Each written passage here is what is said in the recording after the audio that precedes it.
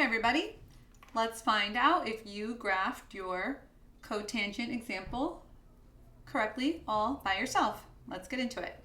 Here we have the equation y equals 1/4 cotangent quantity 3/8 x plus 11 pi over 6, close, plus 5.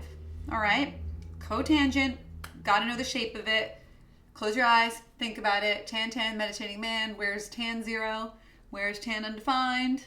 So where is cotangent 0 and where is cotangent undefined? And then where is it 1? Where is it -1? Kind of take it from there.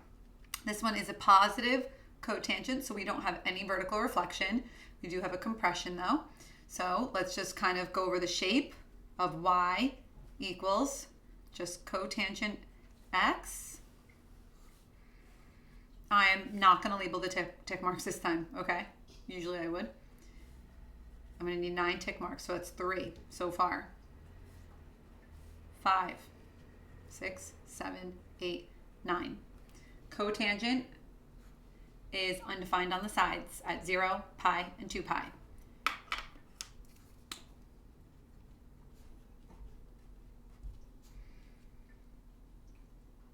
And 1, 2, 3, after 4 quadrants, so you want to have 4 gaps between. I don't really count the tick marks in this case. I count more like the gaps, you know, otherwise it gets a little confusing. Okay, so there I have asymptotes. That's really 0, pi, and 2 pi. You should know that at this point, okay? Then it equals 0, or it's on the sinusoidal axis in between, right? So at pi over 2 and at 3 pi over 2. And that would be the sinusoidal axis in this case over here, just along the x-axis. It equals 0 right here. It equals 0 right there. Here is my first tick mark. It's pi over 4. That is quadrant 1, and cotangent would normally be positive 1 there. And then it's -1 in the next quadrant, positive 1 again, -1 in the next quadrant. So a little scooparoo, go up around that way, little scooparoo, and another cycle right over here. And there we go. That is positive cotangent. Just for good measure, a quick little sketch of negative cotangent. Again, less detailed this time, but it's going to be 1, 2, 3, 4, 5, 6, 7, 8. Oh, 1, 2, 3, 4, 5, 6, 7, 8. Plus that is 9. So the asymptotes are in the same place. What a difference it's going to make without all the highlighter and all that. Then you have one here, so I like to do a little slanted there so I could see it. The zeros and the undefineds are the same. It's the 1 and the -1 that are switched. So it's going to look more like this right over there. So a negative cotangent kind of looks like it's increasing. Positive cotangent kind of looks like it's decreasing, but I promise this is how they are. All right, so let's get into this. We like to start with the +5, our sinusoidal axis. For that, I'm going to just go right ahead and draw a dashed horizontal line right over here. The 1/4 means that I will be a 1/4 above and a 1/4 below, so 5 1/4 and 4 3/4 are the other two significant values, and that means my x-axis is underneath. Here again, I'm moving to the left because I like to be more difficult, so first tick mark, last tick mark, middle tick mark. Try to evenly space it. Maybe before I go in and put those other ones in, let's even go ahead and find our, draw our vertical asymptotes, because it gets a little confusing when there's so many tick marks. So there we go. Okay. Then each of those midpoints, and I'm going to have my zeros on my sinusoidal axis of y equals 5 right over there. The other values I care about are 5 1/4 above it, and then 4 3/4 obviously below it. X-axis, X, oh, I don't need to write X twice. What else can we put in? Well, we can go ahead and label, what have I done so far? Let's see. The 5 we did, oh, the a value of 1/4, basically done. but we should add some more tick marks for that. Kind of like jumping all over today, sorry. It's positive, so at these middle tick marks, the 1/4 will represent that distance from my blue sinusoidal axis until these points that are on my cotangent graph.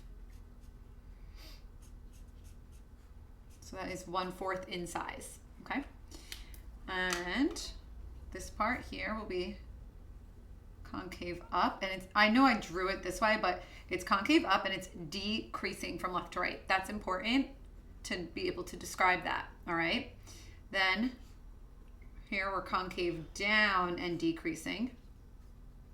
So that, again, remember the name of this type of point when the concavity switches at a point that is defined, not like, oh, the concavity switched over the asymptote. Well, then that's not a point, it's an asymptote, it's undefined, it's like anti-point.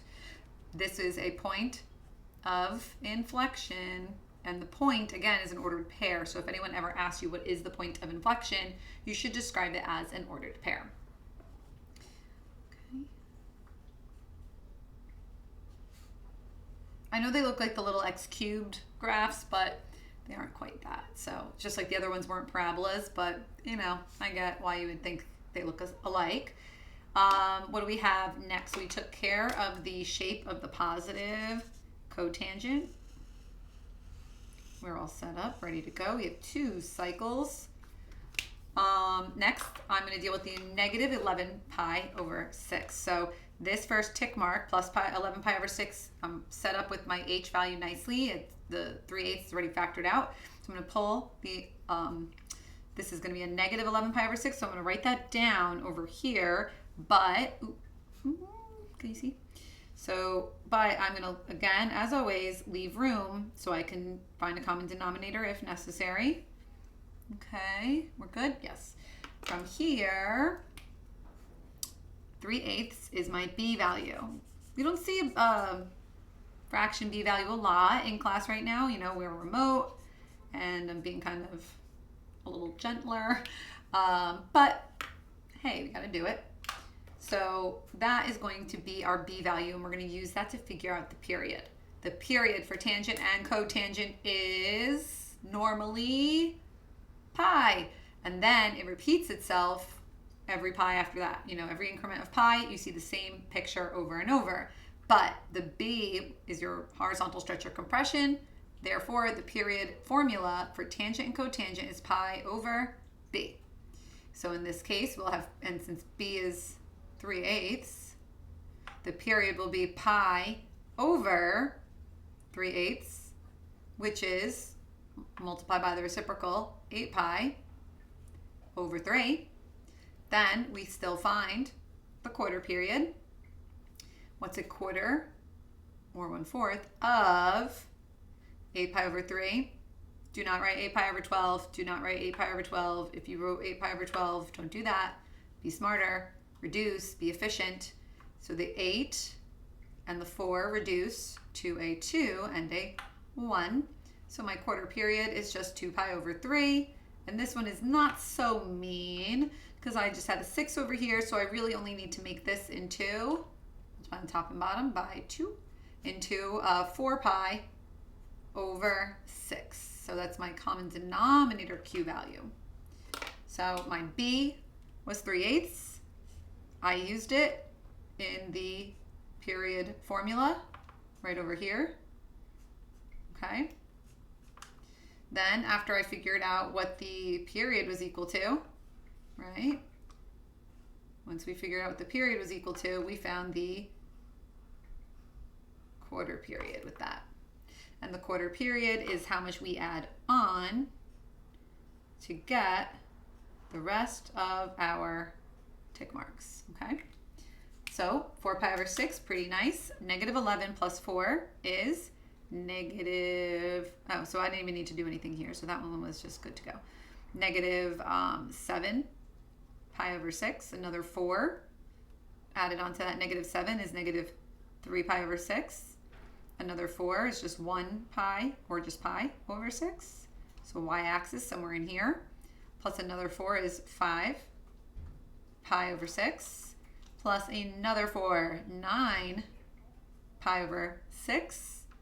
Another 4 is going to give us 13 pi over 6.